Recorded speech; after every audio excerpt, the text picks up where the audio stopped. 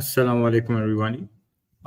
Welcome to the webinar titled Optimizing Last Mile Delivery in Pakistan. This is a webinar which has been organized and being managed by Supply Chain Association of Pakistan. And I have the privilege of being its first host. So this is a webinar happening after a long time, or a session under the banner of SCAP, Supply Chain Association of Pakistan, after a long time. I'm privileged and honored that I will be joined by two amazing logistics leaders from the Pakistan industry, specifically from the last mile industry, Mr. Tariq Rasool and Mr. Farooq Nadeem. I will bring them in and ask them to join us, and they will then introduce themselves. Assalamu alaikum, Mr. Tariq. Assalamu alaikum, Mr. Farooq. Walaikum assalam ji. Wa alaikum assalam. How are you? Alhamdulillah, Alhamdulillah. Welcome to the webinar titled Optimizing Last Mile Delivery in Pakistan, hosted and managed by Supply Chain Association of Pakistan. Before we start off and deep dive into the topic and start our discussion, I would request both of you, if you can please introduce yourself, your professional experience, background, and also a little bit about the companies that you represent, please. Mr. Tariq, please. Sure. Thank you, firstly, Noman, for the invitation to be part of this panel. It's an absolute pleasure to be here. And I'd like to take also the opportunity to thank the attendees for joining on their weekends. Hopefully, we can make this an engaging and informative discussion. And I'm also really looking forward to hearing the thought leadership from the co-panel guests as well. So just a little bit about myself. I grew up in the UK. I was educated there. I played, worked, and caused mischief. I began my career as a graduate engineer. I was working for a US-based ERP software engineering company that was operating out of the UK. I then joined a global pharmaceutical healthcare manufacturing company in the IT team. And that's where I was exposed to the concepts of supply chain, warehousing, logistics. I then spent 10 years working at one of the big four in the management consulting domain, where I was responsible for business performance and then ultimately for strategy development. After this, I worked for 3 years in a Saudi-based VC and VB, which is a venture cap and a venture builder, where I was exposed to the entire startup scene. And more recently, I've been a senior advisor to a deputy minister in Riyadh for one of the ministries. So just a little bit about Lodi. So Lodi began, it was basically a conversation that started in the days of COVID with my friends and co-founders, Nisar and Irfan. And we used to meet quite regularly to discuss and bounce ideas about starting something in Saudi. And in one particular conversation, Pakistan was mentioned and the potential of starting something in the logistics space. And as a result, Lodi was born. So what is Lodi? What do we do? Well, it's an on-demand solution through our what we call our driver-centric technology, DCT, for companies that want to transport goods across the B2B to C spectrum. So that means first mile, middle mile, and last mile through a network of independent drivers and transport companies. We don't really compete with anyone because we're more of an enabler. So depending on your company strategy determines how you could use our platform. So as an example, if you think about what is the lifetime cost of owning a fleet of vehicles, you have to buy them, or lease them, you have to maintain them, you have to have drivers for them, there's downtime. So as a company, if your mandate, for example, is to cut capital expenditure or OPEX or operating expenses, you want to reduce your driver costs, or you want to reduce maintenance or reduce your fleet size, then it makes a lot of sense to sort of use a company like Lodi, because we have thousands of vehicles that are readily available. So as a company, what you just need then is to ensure that your goods are picked up, collected, and delivered optimally, which you can do through our platform. And it's a secure platform. And we do all of this without actually even owning a single vehicle. Okay, excellent. Thank you for the introduction. And again, the journey for Lodi and your experience and everything, it's amazing. Farooq bhai, over to you, please. Thank you very much, Naman. Thank you for giving us an opportunity, and thank you for the people who are listening us and viewing us. My journey is almost like I've been born into logistic and straightforward getting into a courier and logistic company at a very grassroots level. Started my journey as a basic entry level, and then growed within the organization in different vertical, different functions, and just spending more than 9,000 uh, days uh, for learning and exploring everything within logistics. Before becoming a chief operating officer for like more than 1.5 years right now. Last assignment was the director for the e-commerce solution. So I was the part of the e-commerce for like last 7 8 years before getting into this position. So within the logistics, it is always a new day, a new challenge. And currently, I'm responsible for more than 12,000 people in the organization, looking after about 1,000 vehicle fleet under me.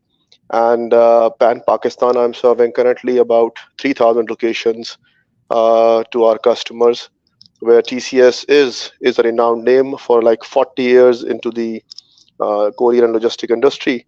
So feeling proud being part of TCS, and as an organization had a culture and potential to bring people from ground to the topmost level of the organization. So I'm lucky enough to be one of them. And again, I'll share my experience and my thoughts on the topic today. And again, I'll it will be a two-way communication and a two-way learning, that I'll be learning from Tarek, you, and other people who are around us. And if I can contribute myself for any iota of improvement into anybody's life in logistics, so I'll feel proud on that. Thank you again, Farooq. An interesting fact that I would like to share as well. The gentleman who basically sowed the seed of Supply Chain Association in Pakistan is a colleague of yours now at TCS, Yunus Siddiqui. Yeah, he was the station manager in Tashkent. Now he's back in Yeah. Pakistan. So again, I spent a good time with Yunus Siddiqui. So he's a good friend also and a Good. good So, colleague. just for the people also listening in, and our main audience is coming on LinkedIn right now. So, Yunus Siddiqui is the one, I think, around 14 years back. Uh, Around 10 people of us, we got phone calls, a random call that you are being invited, something is being planned, and we were invited to the meeting hall of IBA Karachi, the city campus. And at that time, I was in Karachi with Courts Pakistan as their head of supply chain, and I had no idea who Yunus Siddiqui was, but I just got a call. I said, "Okay, I'm also at that time I was also doing my MBA with IBA in the evening." I said, "Okay, I'm anyways going to IBA in the evening. Let's go and see what is happening." And over there, we met very interesting people. Kaisar Alam, he was the VP supply chain, and now he's the chairman of SCAP or the president of SCAP.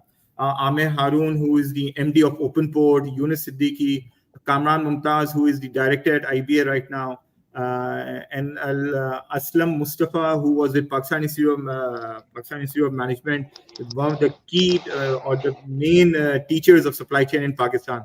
So, we all gathered, and that is how Supply Chain Association was formed. And SCAP has been very active. We have a lot of people with us, but due to COVID, again, those physical interactions kind of reduced, and it took us time again. And now we are reinitiating or rekindling the flame of SCAP, and trying to bring together again the supply chain and logistics minds, and to help the industry by connecting people.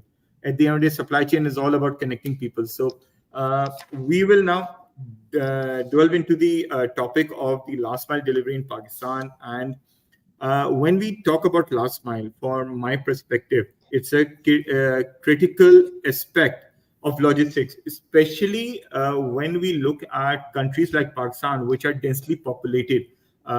So over there, uh, the strategies or the success factors, or even the elements which can potentially cause a failure to any last mile delivery operations, that is critical for all of us to understand. So during this webinar, we will try to explore the strategies and the technologies for efficient last mile delivery operations, reducing costs and improving their customer service. And when we talk about technology and we talk about the strategies, I think there cannot be two better persons for me to discuss these topics. Tariq, you are coming in with Lodi, a driver-centric solution, a technology-based solution, and TCS. I think from my perspective, and everyone would agree that even before people knew what last mile was, TCS was doing it. Fine. So you guys are the pioneer of courier service. You are the pioneers of delivery. You are the pioneers of people getting the cakes and the flowers the very next day. So everybody has learned from you. They have copied you, or they have gotten inspired by you. And now with the age of blockchain, IoT, and everything, companies like LoadE are very essential for the last mile to further, flourish in a country like Pakistan. So going into my first question for both of you gentlemen, that when we talk about last mile, so how can last mile delivery operations, looking from a perspective of Pakistan, can be optimized to meet the growing demand for e-commerce, while keeping in mind that to address the challenges like traffic congestions and urban density? And not just that, I would just add one more point to it: traffic congestion, the kind of weather, what we have seen the examples, or the viral videos moving in, that the delivery boys are going in all kind of weathers at every time in night, and the treatment, or the conditions that they have to operate in the last mile. So again, going to you, I will request Tariq, if you can, if you can indulge in this answer, in this question, and share your answer to us, or your response. Sure. Thank you for that, Naman. Look, firstly, it's a really well thought out question. It's a great question. But I would like to just take the opportunity, because there's a power to having some context to this question. And from a definition point of view, and maybe for the benefit of some of the attendees, there are multiple definitions for last mile delivery. And, the one I sort of think kind of captures most elements of it is that it's pretty much the very last step of the delivery process, when an item is moved from a transportation hub to its final destination, which is usually a consumer or a retail store. And it's important to have a definition. And when we sort of try and answer this question, I think we have to go a little bit further back. And I apologize in advance to Farouk that it's a slightly lengthy answer.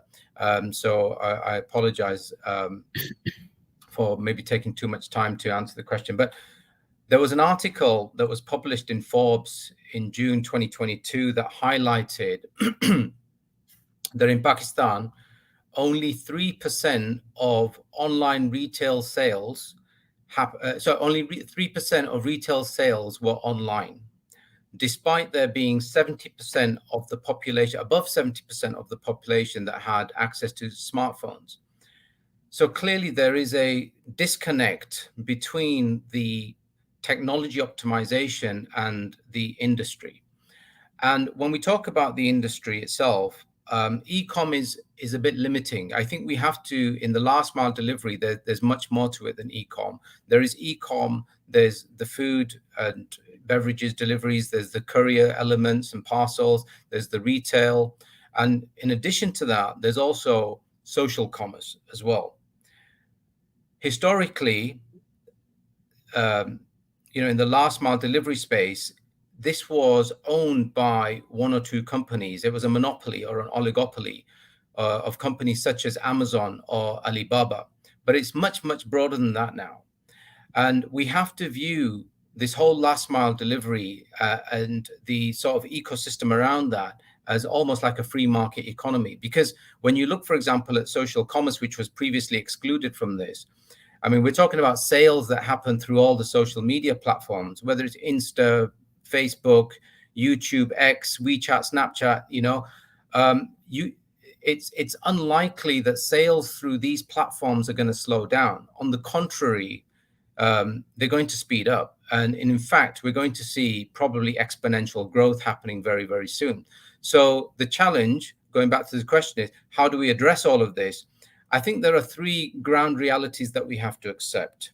Number one, there is no simple, quick, cheap fix. Number two, it has to be a collaboration between government, business, and consumers. And number three is that it has to be a multi-pronged approach to at least partly address some of these challenges. And if we look at these challenges, we have to start with cash on delivery. Cash on delivery is one of the biggest challenges in a country like Pakistan. So we have to go through a process of what we call banking the unbanked, whether it's through high street banks, online banks, fintech solutions, microfinancing. It doesn't matter, but it's a major issue that needs a concerted effort. Cash on delivery is the primary reason for point-to-point delivery, meaning it has to go from the hub or the retailer to the consumer so that the driver or the rider can pick up the cash or collect the cash. And as a sort of comparative case study, you look at Indonesia. Indonesia has a population of 275 million, which is not too much more than Pakistan. But Indonesia is made up of 18,000 islands. And of those 18,000 islands of the archipelago of Indonesia, 6,000 of them have inhabitants.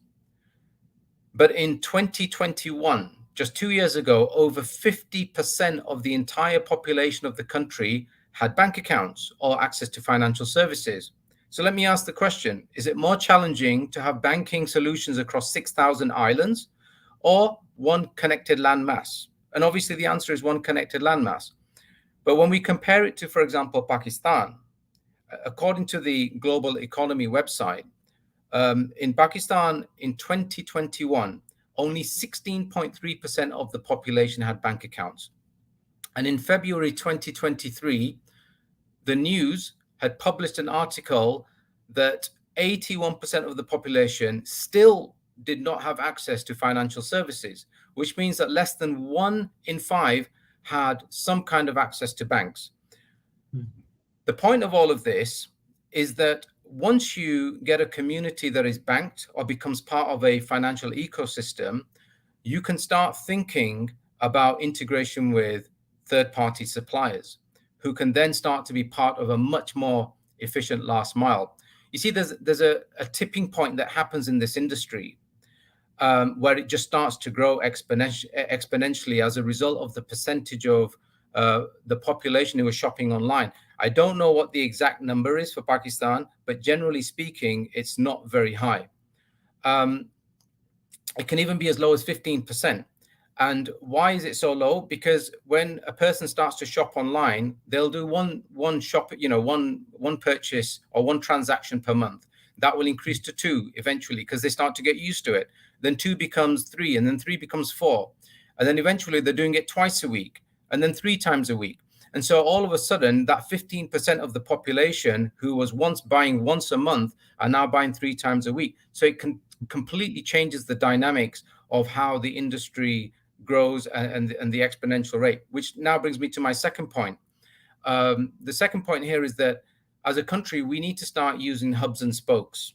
And you can create this within the LMD sort of ecosystem to make the integration a lot smoother.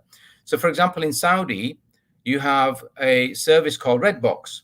Anyone can use it for deliveries, for collections, for returns, and particularly for non-perishable items.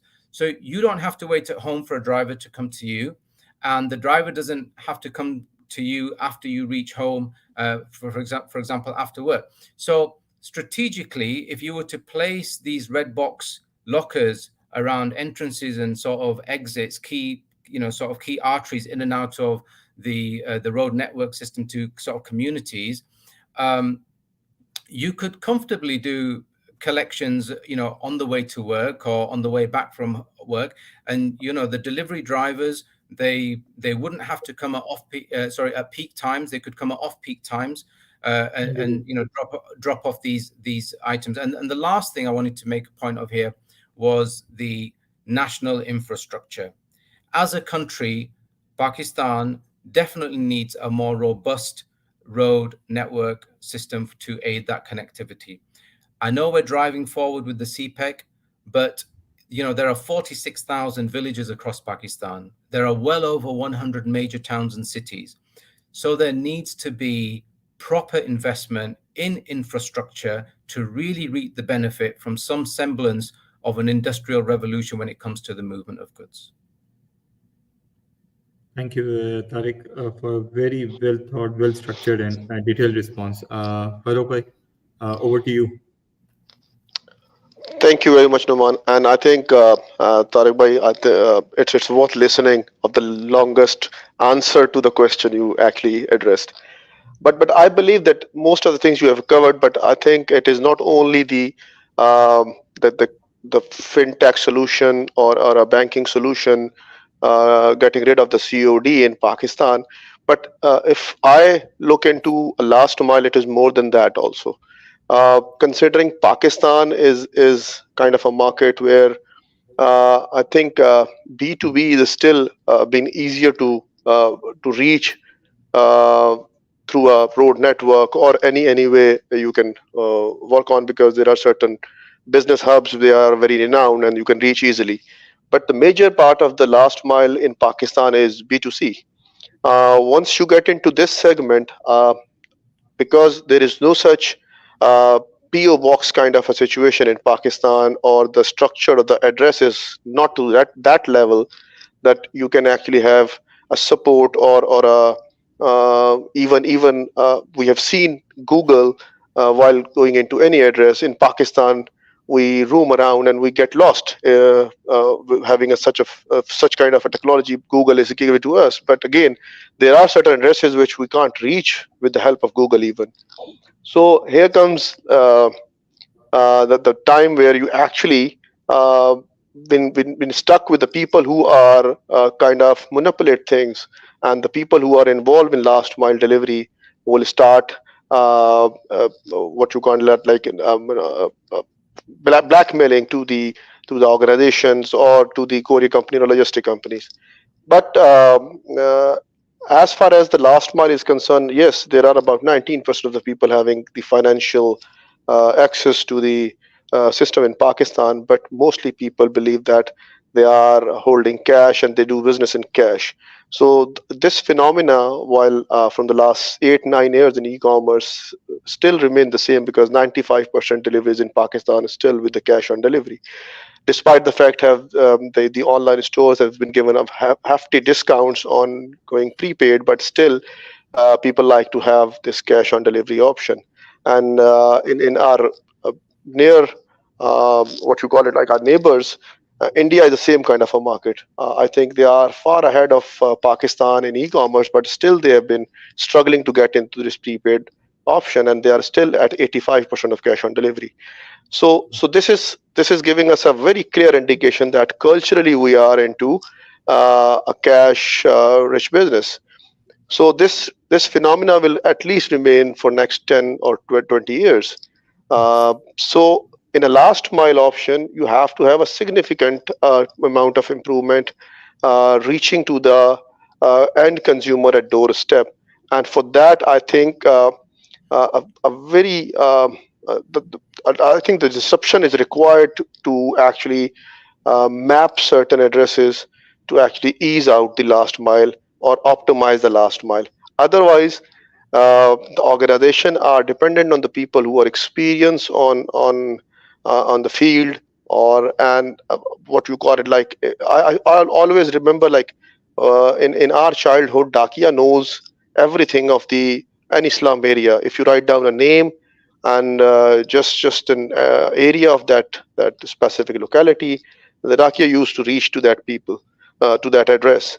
That is kind of a experience, and that is kind of an effort required to actually reach to the last mile in Pakistan. So that's why one of the major factors is like the organization like TCS is still ahead on other companies that being spending 40 years. The guys who are doing last mile are with experience of about 38 years, 35 years, still working with TCS. So with this kind of experience, they exactly know where their addresses are, and they've been like giving us an edge on the market. But until you not connect this to a technology, I think this will not break through or break the code for the overall industry. So we are also working how to get into some kind of automation in addressing this solution, and we are also be welcoming any technology partner to support us in this segment. But this is one of the major hurdle or a major obstacle to actually overcome to get into the optimizing last mile delivery. Awesome. See, what I gathered from both of you that after the session, both of you need to have a meeting and talk about technology. So,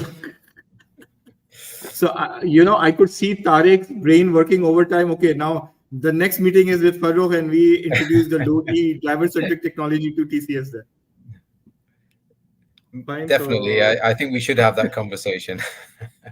worry not, Tariq. You and I will also have separate conversation because I did not know that you have been part of a VC in Saudi. I know Irfan very well, your co-founder, but I didn't know that you were part of VC. So I need some tips from you on that part as well. So we will have that conversation separately. And anyhow, TCS is a part of our life. Just today or yesterday, I messaged your colleague Farooq Seher about one delivery that please keep a very close watch on this delivery. This is a personal delivery of mine. So I got a thumbs up from her that don't worry, it will be managed.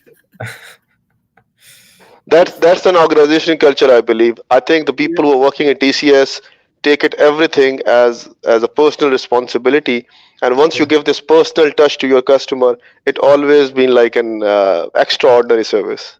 Definitely. So, and again, we talk about technology, and I move on to my second question for this webinar. That from your perspectives, and again, since you were talking about that technology needs to be more in, uh, accepted, or TCS need to go more into the technology sector, even though the experience sometimes do trumps technology as well.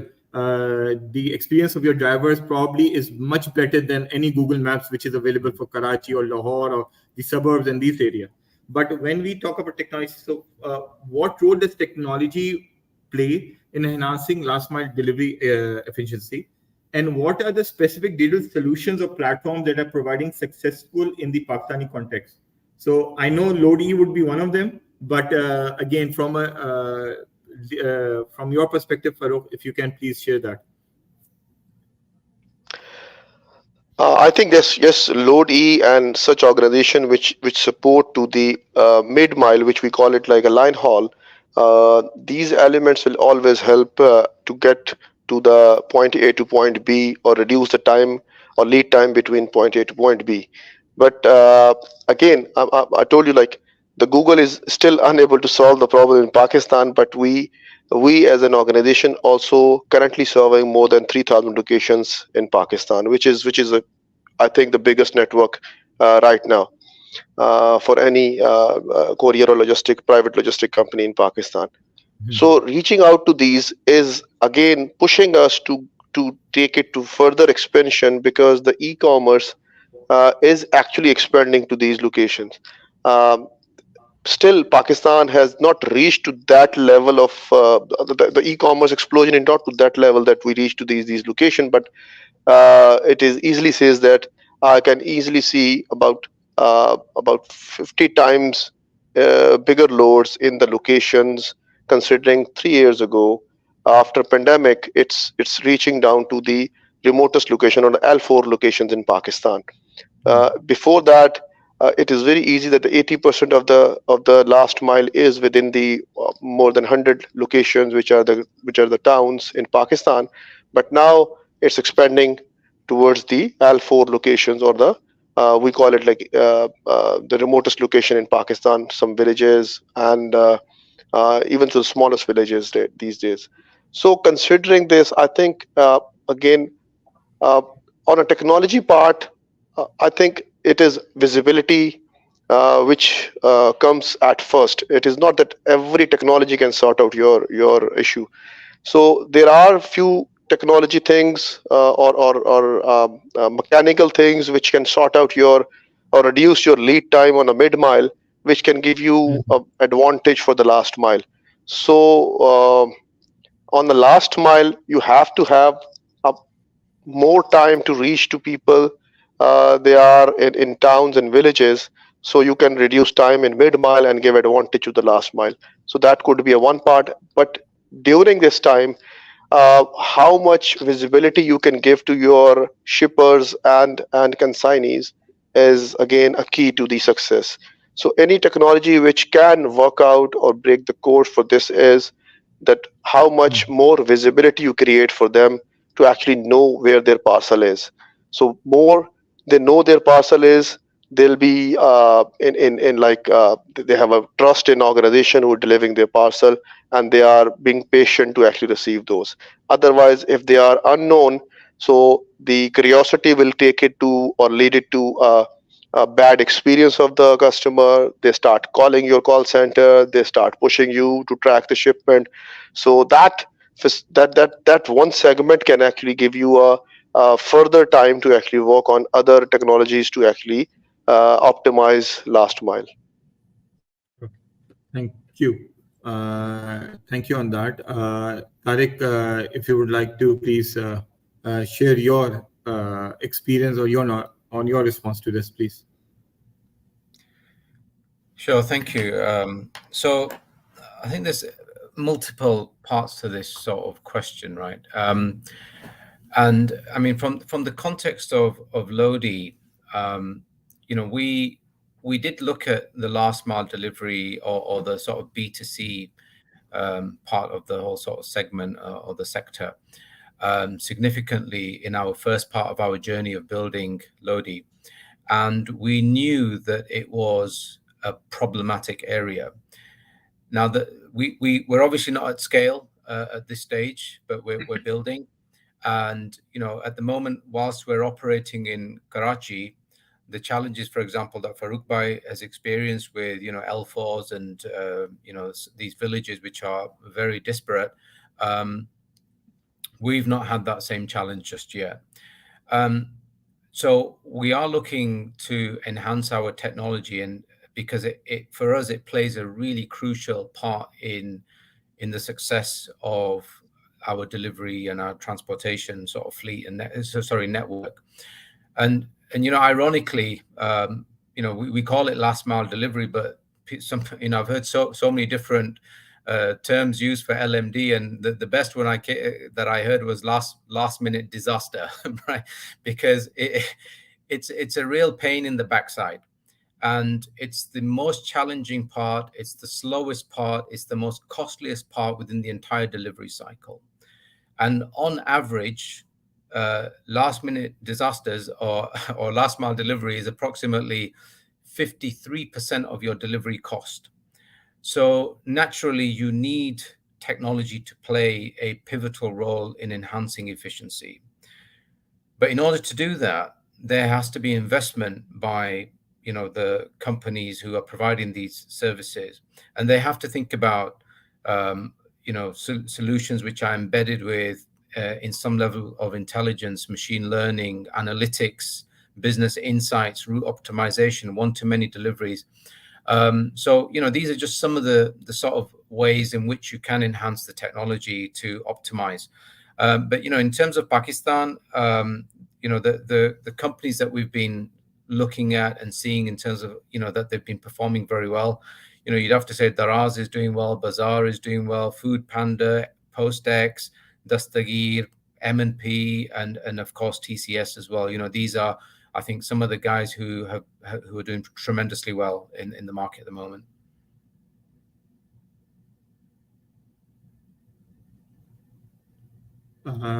Thank you, Tariq. I was thinking about a point you mentioned earlier, red box over there, and someone also just commented on LinkedIn as well that the red box, or I would call them the yellow boxes of noon over here in Saudi, which because that is what I've experienced so far. One is very near to my house as well, so my deliveries directly go to the noon yellow lockers, and I pick them when I feel like them. So it's very easy and convenient.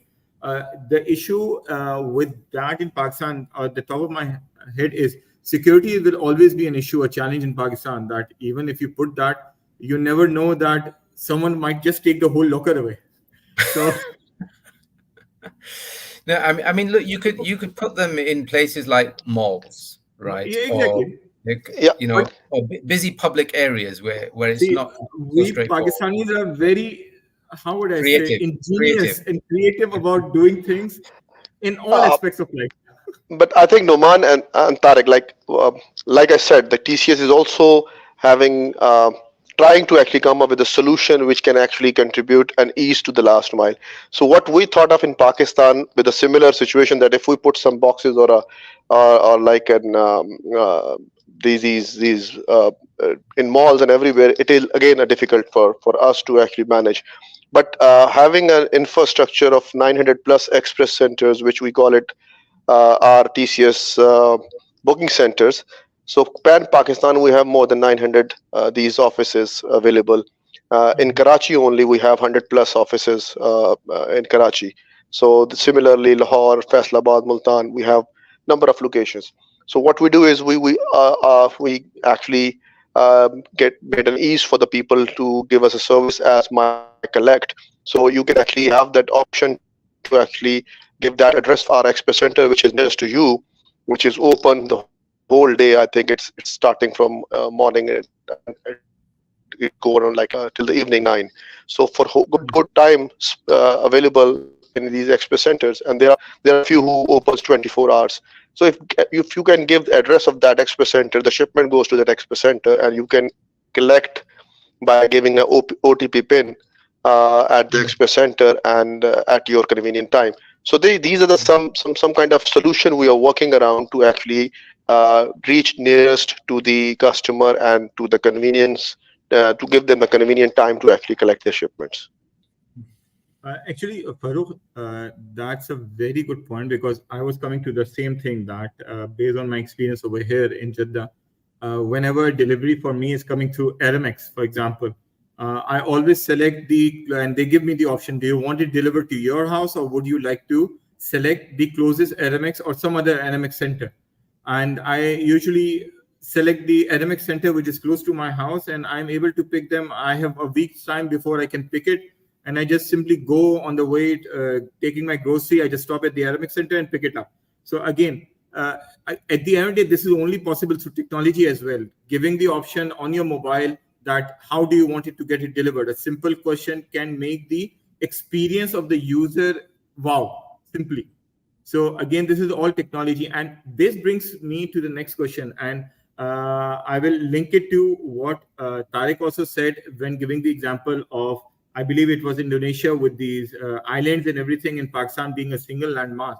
But Pakistan also have the issue of the COD or the banking system or the financial solution. So coming that, looking at what the diversity of regions of Pakistan, or the villages, the urban centers, the rural centers, the kasbahs, and the chote gaon and everything. Again, from that perspective, what are the strategies that logistics companies can potentially deploy based on your experience or based on technology, again, to address such kind of a diversity of locations or coverage area for Pakistan? Uh, Anyone, Tariq bhai, Farooq bhai, whoever would like to take this, please. So, uh, Tariq bhai, may I, with your Sure, go ahead. permission? Sure. Like I already said, like see, with the inclusion of the e-commerce into the logistics or a courier business, because other than e-commerce, the courier business is more towards the major cities and to the location which the banking is basically expanded to. So around banking, the courier business is basically evolved. But with the inclusion of the e-commerce, it is now expanding to a much higher pace or a much higher rate. And this is not only a last mile. I think with this e-commerce booming in Pakistan, and the kind of a platform being provided by some online partners like Daraz and others.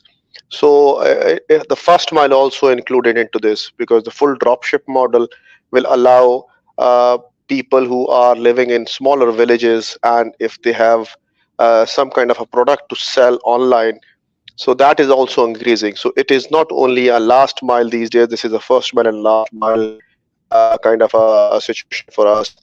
So expanding to these location is now very necessary for anyone to actually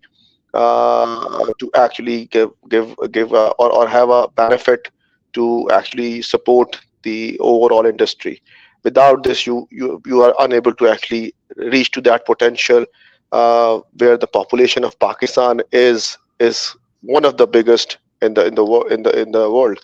So I think giving this opportunity to the people who can actually give and sell online, this first mile can give them a reach to the 3,000 location we serve. So uh, if you have a market in Pakistan where the expansion is so much, so you are very much dependent on the structured logistic model or a structured courier model. So need everyone, I think, is very much keen to actually invest into this sector. Similarly, from the government standpoint, with the CPAC coming in, so things are a bit bright in Pakistan, where you can actually plan your expansion or strategize your expansion to the locations where currently you are not serving, because it is at the verge that you need to reach it, you need to be there before anyone else can. So I think the strategy should be for any logistic company to actually look for the expansion to the smallest locations, uh, and aligning as the government is taking this CPAC routes to the different locations, and they have been actually a key indicator or a key catalyst to actually support any organization to expand in such locations. So for me, I think the strategy should be very clear and very prominent, that you need to actually be available to serve pan Pakistan as much as you can. Thank you, Farooq bhai. Tariq bhai, over to you. Yeah, no, those are very wise words. I think the challenge for sort of smaller startups, or even smaller organizations who are not at the size of a company such as TCS, I think the challenge for them is around the unit economics of being able to expand across an entire country such as Pakistan, and with just the size of it is huge. So I think there are certain challenges. Is it financially viable? You got to start thinking about from a Pareto's law, which 20% of your market gives you 80% of your revenue, your returns. So there are definitely there's a balancing act there for companies to consider. But obviously, going back to the question with regards to technology, I still think there's definitely a lot of room for technology to improve and to be part of a better sort of last mile delivery sort of ecosystem. But you can't look at the companies in isolation in terms of the way they provide services. You have to also look at the environment as well within which they exist. So, because everything to some degree is connected, right? So from the point a ship arrives into the docks in Karachi to your end customer being in Islamabad or some remote town or village, if you can't reach your customer because of the road network or the railway network, then what use is the technology at the same time? So I think ultimately, as a country, for commerce and trade to grow, the foundation has to be the infrastructure. And there are plenty of examples for us, globally, in terms of, what the sort of almost like the European Renaissance in terms of the industry just growing rapidly, and the revolution that it had happened between World War I and World War II, because so much had been invested in terms of the network system and the railway system. So I think that's where we have to sort of see this as a multifaceted approach. It just the technology on its own will not do it. The roads on their own will not do it. It has to be a combination. The companies on their own can't do it. It has to be a combination of everyone and everything moving in the right direction. Perfect. Thank you.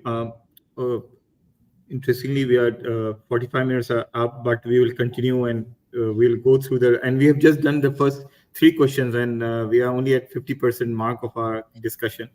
I would request the audience, especially on LinkedIn, that do share your questions, and we will be taking them once our discussion is over, and we will put those questions both to Tariq and Farooq as well. So moving forward, when we talk about technology, we talked about the infrastructure and everything.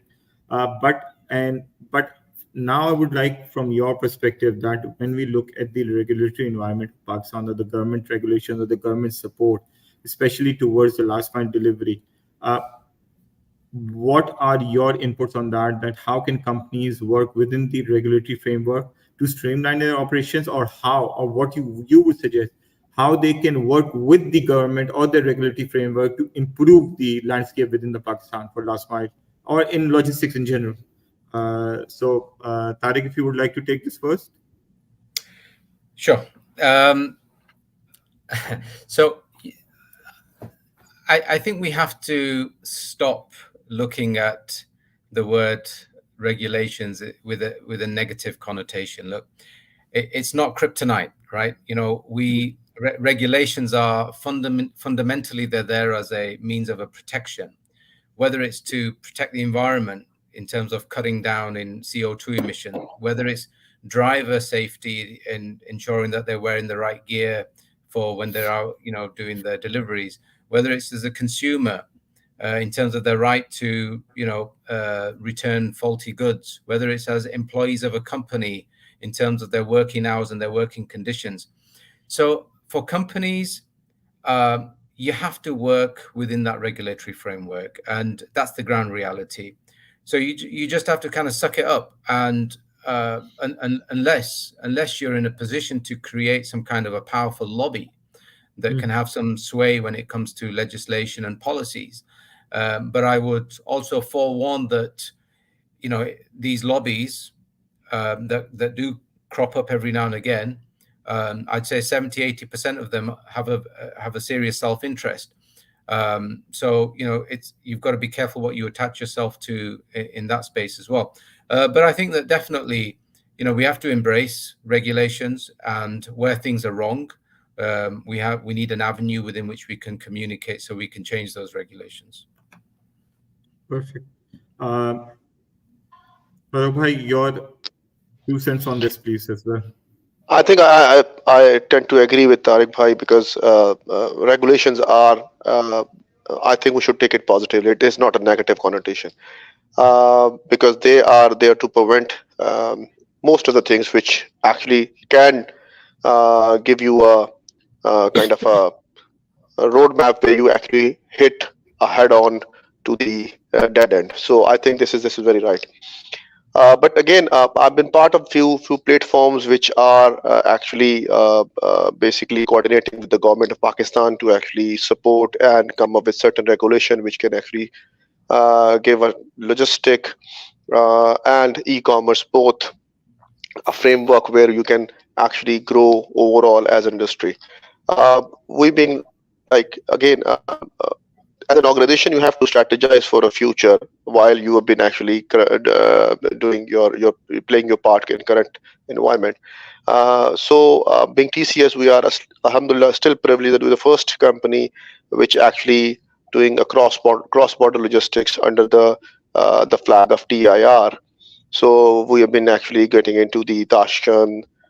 We are into this is going from this route from Pakistan to Torkham to this Afghanistan, and to the market which is Azerbaijan and Tashkent and other countries. So the potential is huge if the government regulation support overall model, which actually give you more potential or more opportunity to actually grow to the landscape of the Southeast Asia and till China. So I think with the government regulations are always positive once a kind of a structure or a connect from industry to the government is true literate spirit. So if you give them the good feedback, I think they allow and they make them they do a framework accordingly.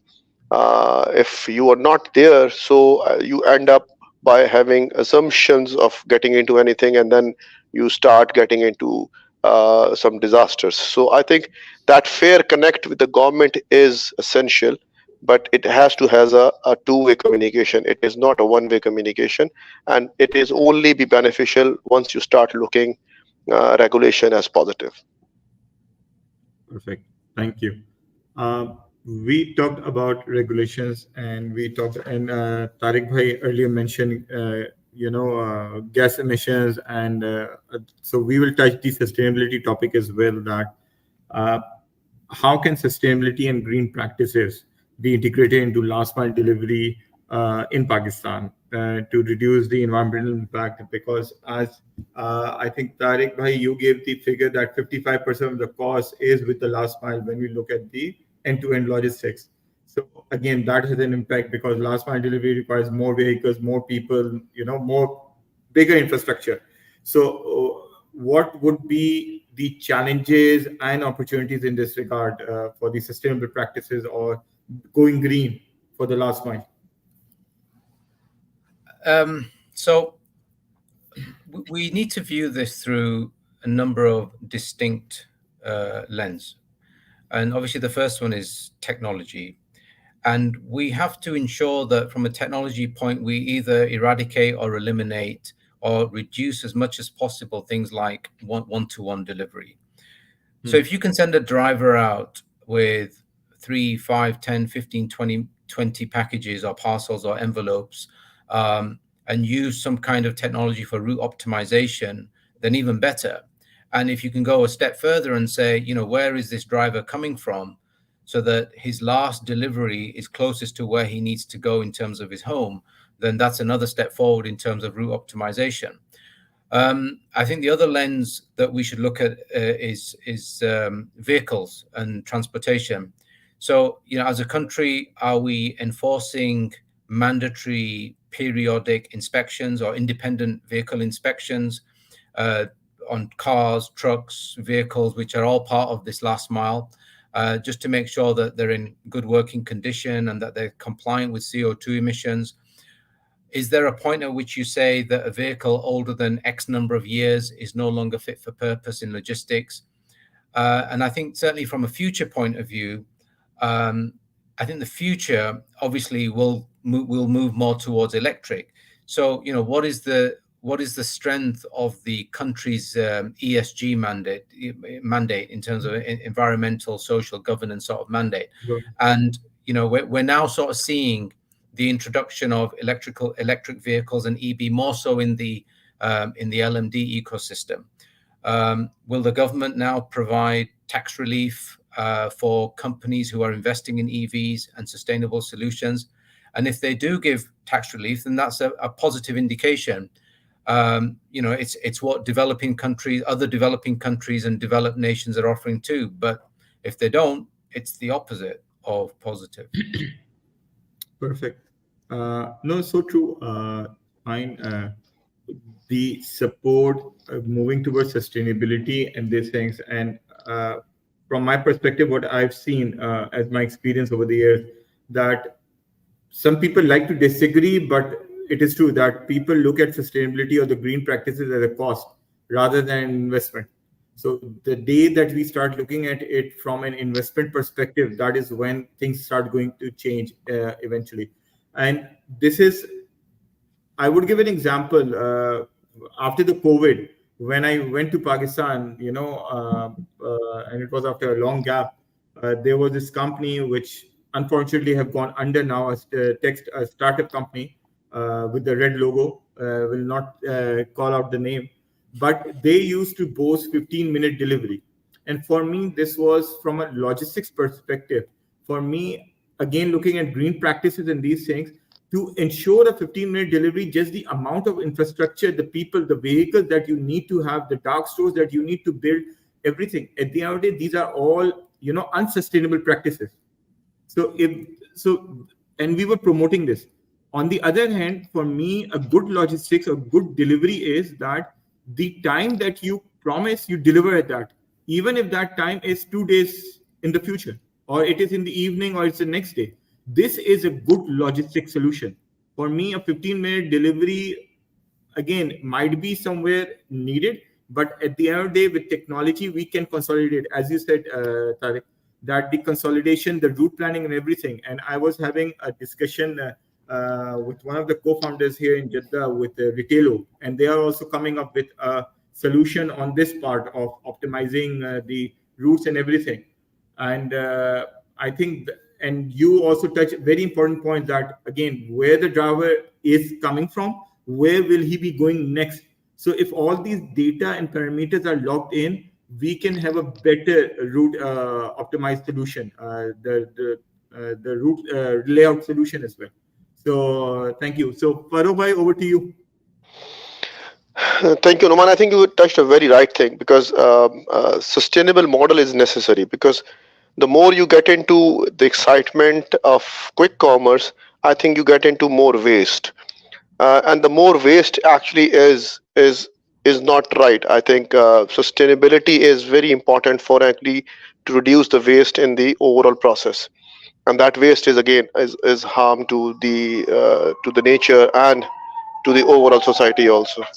So I think we tend to agree with Tariq also, like the route optimization can give you that the lesser literages consume in kilometers, more kilometers you can cover in lesser literages, is again a one factor where I think most of the logistic companies don't look into, and they think it's a cost, so they go and tend to have the aged vehicle on the route. So as TCS, we are again that we made sure that we have a periodic maintenance to our vehicle, and we have to have a less aged vehicle, which we are right now. Alhamdulillah, we have the youngest aged fleet, about more than 800 vehicles right now. So that gave us an efficiency and edge, and that is again a social responsibility. We are emitting less carbon in an environment, and giving us a healthy commercials also, because the more kilometer we cover in less literage is again a sustainability towards the last mile and mid mile. So I think this you rightly touched the point that it is not a cost. If you invest rightly into this segment, you can actually save time and save wastage in the overall process. And thank you, Farooq. I will add one more point, that sustainability is one side of the coin. On the other side, when we look at, again, touching on the regulations and everything, if the regulations are defined that the vehicles have to be changed after this much, running hours or these many years or something, and the health of those vehicles are done periodically, and standards are set, it will not just save the company, but it will also be a benefit to the employee who is using that vehicle, because less accidents will happen, less breakdown will happen, less recurring costs, or the operation costs would. So you are actually safeguarding and protecting your employees as well with that, because if that person is using an old vehicle or old motorcycle or old Chazor or these things, if it breaks down, if it's an accident, so there's a potential loss of life as well with that. So better vehicles, better conditions and everything, you are being socially responsible, and you're investing in your people, your environment, your society as well, from that perspective. Absolutely, absolutely. Where this becomes very challenging, Noman, is in the gig economy, because you don't really have control of the vehicle, right? So we still need a mechanism, across the country, because the gig economy is growing, and these independent transporter companies as well. How can you enforce that people are using good quality, their vehicles are in well-maintained condition, etc. Because when you try and do a business, you don't want your name associated with an accident because somebody didn't change their brake pads or something like this. So the gig economy side of it gets very, very challenging, but I still believe it's doable. See, very good point, and I'm enjoying the discussions now. I'll give an example again, not taking name of a food delivery or e-commerce company, and I have personally experienced that. When I entered my entrepreneurial journey, when I left my job around 5 years back, the first thing I said, Numan, what to do as an entrepreneur? Fine, how do I call myself an entrepreneur? I opened up a restaurant in Jeddah. Fine, I was flipping burgers with my wife. We both were working in our restaurant and everything. So we signed up a lot of these food delivery companies, like. So one of the companies, we visited their office and we wanted to understand what is their mechanism. Why are they charging a certain higher percentage fine on the deliveries?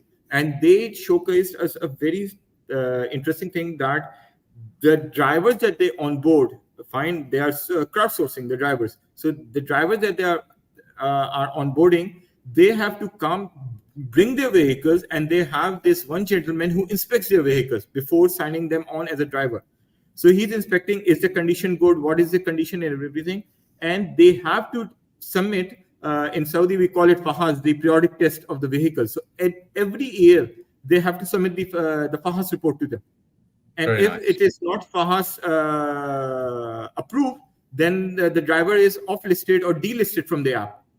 So again, these are simple mechanisms, simple checks which can happen, that when you are doing working with third-party companies, these checks can be built into it as well. That you are forcing, and this is where we do not need to wait for the government to bring in regulation. As an independent body or in a company, as a private, we can define these certain regulations as well. That these are the conditions under which we will work with a third party. So these can be done as well. So just I wanted to share my thoughts on this as well. Coming to the last part of the session, and mashallah, we are already crossed the hour limit, but we will continue enjoying the discussion and hope the others are as well. Coming to the last part, which is that what are the lessons that can be learned from successful last mile delivery models in our countries, and how can in other countries, sorry, not in our country, but from other countries, and how can these models or these practices be implemented from a Pakistani perspective, from a Pakistani context? Tariq, I will request Farooq bhai to respond first, then over to you, Tariq bhai. Thank you, Numan. Apologies to Tariq bhai that I'm going first. So on the last question. No. Be my guest. So I think Numan very rightly said we have covered a lot of things actually related to this question also. See, anything which is basically, as I said, the last mile is commercially viable, become a commercially viable when the density of the route is there. So to create a density, you need to actually get into the first mile by collecting shipment from the doorstep and making it to the area where they have to deliver. But I think the practices in other countries are we always go for the countries which are I think more structure in terms of infrastructure and more structure in terms of address connotation and address labeling. But countries like Pakistan, I think you need to actually go and have certain study of the areas where the shipments are being delivered in Kenya or Nigeria or like I think Sri Lanka, Bangladesh, India.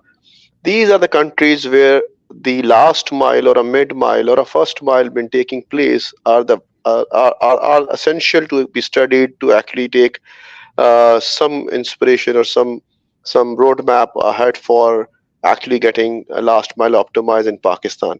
So as I said, like we've been talking to the government to actually come up with a certain support to the logistic companies to get into a kind of a financial certification where actually you can digitize the economy more, what you call it,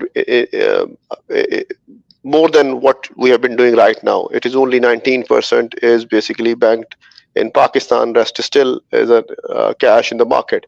So companies like TCS or companies like Daraz, and because Daraz has their own last mile arm also to actually go to the consumers. So anybody who is operating as a structured organization in Pakistan should be supported with this certification, can give a trust and a confidence to the customer to get digitized and their money could be digitized. Because once we solve this puzzle, that if on the doorstep that cash could be digitized, so it would be better to actually uh, uh, uh, I think improve the economic situation of Pakistan, and the amount which is, again I said, because they can the like uh, the moment you get into a banking, it's a conventional way. Till now the visibility of the amount will come in -1. So -1 day is still a huge time to actually to utilize that money. So if you digitize at the doorstep cash on delivery to this segment, so I think more than about 10 billion a month could be added to the banking sector or digital sector. So I think this kind of a segment, and this is happening in Nigeria, this is happening in Kenya right now. The government has allowed logistic companies to actually address this issue, rather than only banking sector can actually come up and resolve the situation. So they increase the stakeholders to digitize the money circulation in their country. So we need to do the same in Pakistan, and logistic could be one of the biggest opportunity or a biggest sector to support government to digitize this segment. Segment. Perfect. Perfect. So rightly so. Uh, Based on my experience so far of using the banking channel in Pakistan, uh, an international transfer takes minimum 4 days to 5 days working days, and even a local transfer, clearing a check takes 2 days in Pakistan. Whereas since we I have been pampered by living in KSA for so long that I have not seen my bank for a few years now. I've never not stepped into my bank for a few years now, because everything is on my mobile. The transfer takes less than 5 minutes to happen to a different bank's account as well. So, and again, Pakistan definitely, even though all the technologies, it is said that the technologies in the Middle East when it comes to the banking sector has been developed by Pakistanis primarily. But unfortunately, back home, that is still not there. So, inshallah, with time, it will happen. And as you said, the amount of money or the amount of how it can boost the economy is huge by revolutionizing the technology in the banking sector. Perfect. Tariq bhai, your input, please. Sure. So I was thinking about this question, and I think you should have inverted the question and said, "What can other countries learn from Pakistan?" Right? Because being in the logistics space in Pakistan is more challenging than probably 70-80% of countries out there. So for example, in the UK, with seven or eight characters, I can get you to the doorstep, right, of that exact house that you need to get to, that exact location that you need to get. Just 7 characters or 8 characters. Yeah. So so I think what's happening in Pakistan is unbelievable right now. And when I look at Pakistan from the outside looking in, I see a sort of a giant that's sort of semi-sleeping at the moment. And if it does awaken, the progress that it can make within a single generation is going to be immeasurable. Right now, in terms of what, for example, the country has gone through and going through, you would be slightly insane to want to invest in it. Or you're a visionary, or you're a genius, and you know something, or you see something that millions don't see. You see, from the companies that we mentioned earlier, they have sort of set this benchmark of how to operate in a market such as Pakistan. And as I said, they're doing an amazing job. And it's not just the fact that they're doing an amazing job. they're literally propping up an industry, and by definition, they're contributing to the GDP of the country with very nominal support. So, when you look at it in terms of revenue, when you look at it in terms of employment opportunities, customer services that they're providing, profitability, given the weakness and given the circumstances of the weakness of the rupee, the fact that they are still investing, the fact that they are still growing, and the fact that they are still being profitable, you can't do anything but to take your hat off to them. And imagine you're trying to ride a bicycle with one hand tied behind your back. In Pakistan, it's not one hand; it's one hand being tied and one leg being tied. And someone says, "Now you need to ride the bike. Show me how you ride this bike." And they're still riding. So I look at other countries, and I see what support that they are getting, how the infrastructure is sort of set up for them to do it, and the investment opportunities that they're given, and there are definitely some really, really good examples out there. So, for example, in the US, there's a company called OnFleet, and they're growing very rapidly. They're known to have an excellent example of how they have applied the technology from real-time alerts, route optimization, integration, APIs. They've now recently just been given $23 million for their Series B. In the Middle East and Latin America, there's a company called iMile who, again, have done very, very well, and they're doing very well. They've got integrated smart logistics into their ecosystem now with real-time tracking. But again, all of these are examples where the infrastructure is easy for them, right? But like Farooq Bhai said, imagine trying to get to somebody's front door in a small village, which is maybe 50 kilometers away from the city. It's not as easy. And of course, you break it down by segments, and you for example look at maybe the food delivery segment. You've got the usual protagonists there. Your Just Eats, Talabat, Jahiz, Hunger Station, Deliveroo. They're all doing an amazing job. And then obviously in the parcel courier section, you've got the UPS, DHL, FedEx, and these guys pretty much owned the entire last minute delivery arena for decades before startups were even a thing. So there's lots of good examples, but I guarantee you that many of these companies, if they were to come into Pakistan, they wouldn't be successful. I think I would like to share one example here, Tariq, where what you said is very true, because we've been working with certain partner like UPS, which is I think a huge company in the US, and worldwide they've been delivering. So once we have been discussing few things, and the kind of a success rate they saw we have been delivering in Pakistan, they were amazed with the no infrastructure and no support on the last mile, and the kind of infrastructure we have in Pakistan. They had not been able to achieve that kind of a success rate. So they were amazed to see that how TCS is delivering this much of success in last mile. So yes, you are right that we are kind of an example for other countries also to actually learn from Pakistan. Yes, exactly. See, I usually give an example that Pakistani logistics is phenomenal. That when during my days when I was working with Unilever, I was in Rahim Yar Khan, and this is long time back.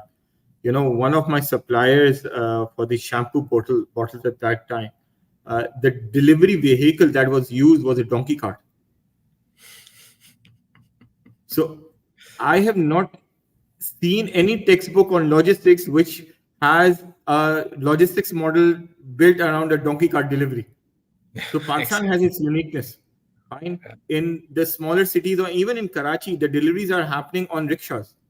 Fine. The smaller deliveries and these things are happening on rickshaws. The shop guy is sending someone on. So again, the Pakistan logistics is unique, and same goes for the belt of which is Pakistan, India, Bangladesh, and these. We all have a similar logistic structure as well, because we all at the end of the day we all are one a few years back. So this infrastructure and the challenges and everything is the same. So again, and the biggest disconnect that what I feel sometimes as well is that the young lads, even at our time when we were studying in university, what we are taught in supply chain might be very valid for countries in the Europe and States and these developed countries, but not everything which is taught in the books of is applicable in Pakistan. We have to learn the hard way, being the street smart, learning on the streets and everything about the logistic challenges and everything. So you're both are right that we offer a lot for the other countries as well, that in extreme conditions, how we are sustaining and how we are delivering still on the last mile and the middle mile and the first mile and the across the whole value chain as well. So thank you for the inputs, and it was a wonderful session, and it was a pleasure for me to connect. We have already overrun in time, but we will take a couple of questions as only. So I think that's my fault, so I apologize. No. There's no fault. In good discussions, there's the time should not be a concept. Tariq, I was doing webinars during COVID time. A lot of webinars I've done during COVID. My webinars have run for 3.5 hours as well.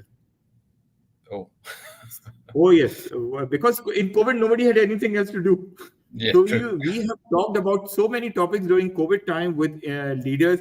And when we were talking about Kenya, and I was having this conversation with the CEO of Teludo. Teludo is a sister or is a company of DHL in the Middle East, that they are using drones for their delivery. They were using drones for delivery of vaccines and medicine in African regions.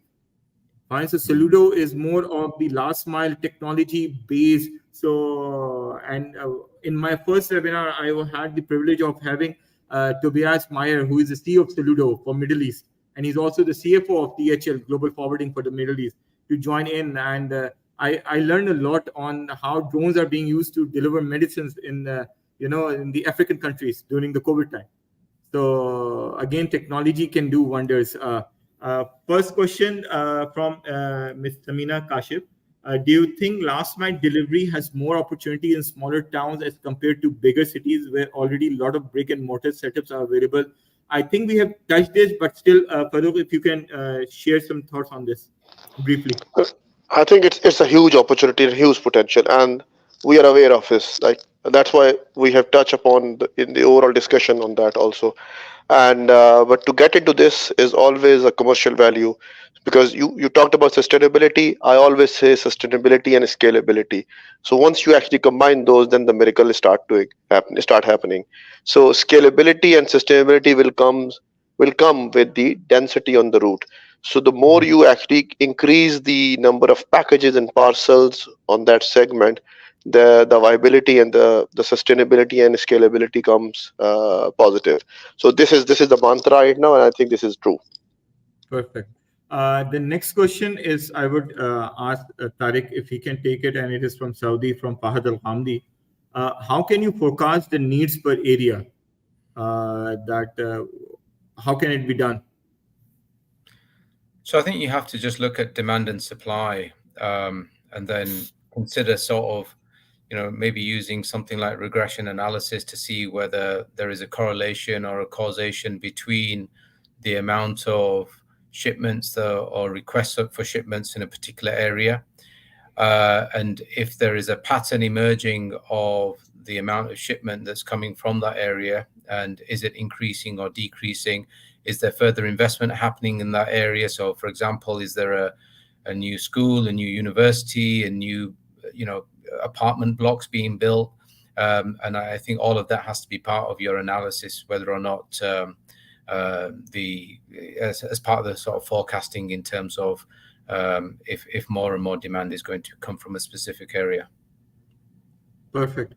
I think we will take these two questions, and it was a great session. I thank both of you, Farooq and Tariq, for joining in and sharing your thoughts. And I learned a lot. And again, I hope everybody who joined in on our platforms on LinkedIn, Facebook, and YouTube, they all learned as well. So thank you again. And with this, we will close our session. So thank you, everyone. Assalamu alaikum. Walaikum assalam. Thank you very much. Thank you. Assalamu alaikum. Bye-bye. Bye-bye. Assalamu alaikum.